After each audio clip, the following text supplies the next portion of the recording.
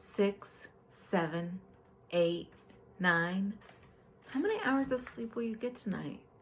This is such an important question to know the answer to, because sleep affects so many different systems in our health and also with our brain power.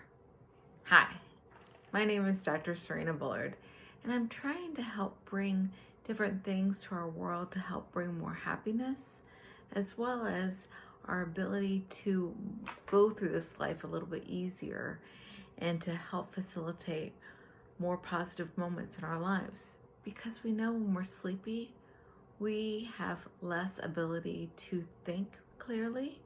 We also tend to react more than respond, and many times that doesn't equal very good things for our interactions with people. We also know that when we don't get enough sleep, it decreases our immune system, so we're not able to fight off those infections. And right now, with COVID-19, it's so important that we optimize our body's immune function, and sleep is a big factor in that. Another thing is that if we don't get enough sleep, we affect our hormones that cause us to potentially gain weight. And that's another thing that, is not good for our health. It can affect our cardiovascular system, our just potential for Alzheimer's if we're not getting enough sleep. So I really feel like we need to be conscious of this. But so many of us have trouble getting sleep. And I just want to share with you a few little things you can put in your toolbox and see if they work for you. But we have to be consistent, because if we're not consistent, we can be all over the place with our patterns. And one thing that they do say is that you need to have a consistent time when you go to sleep and when you wake up. So let's say, okay, I'm going to be in bed by 10 p.m. or whatever time works for you. And then I'm going to wake up every day at 6 p.m. or whatever time, figure out what works for you. But try to schedule at least 8 hours of sleep if you can, because that is the optimal 7 to 8 hours of sleep, they say. And if we're consistent when we go to bed and when we wake up, they say that's a pattern that will help with our sleep.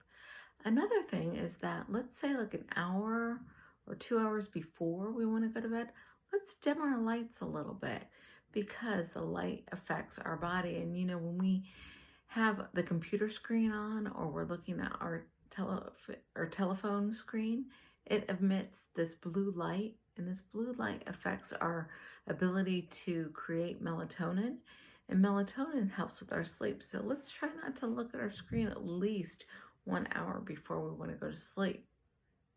Another thing that can help is meditation. Meditation is able to help calm our bodies and our minds and decrease that mental chatter that goes on all the time, and allow us to be able to be more restful when we go to sleep. They also say that keeping our room temperature at around 68 degrees is good for sleep, because our body is able to have a better night's rest when we are a little bit cooler, because we want to decrease our body temperature when we go to sleep. And then, you may think, oh, the after dinner coffee is so great, which I do think it's great. But regardless of whether you think your body reacts to it or not, you're not getting as good a sleep when you have the caffeine later in the day.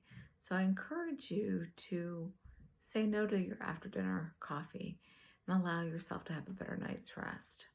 Because when we're able to be rested and refreshed and renewed in the morning, our days go much smoother than they would have gone if we're exhausted, tired, and grumpy. So I encourage you all to please take these things into mind, and I hope that you get a wonderful night's rest tonight.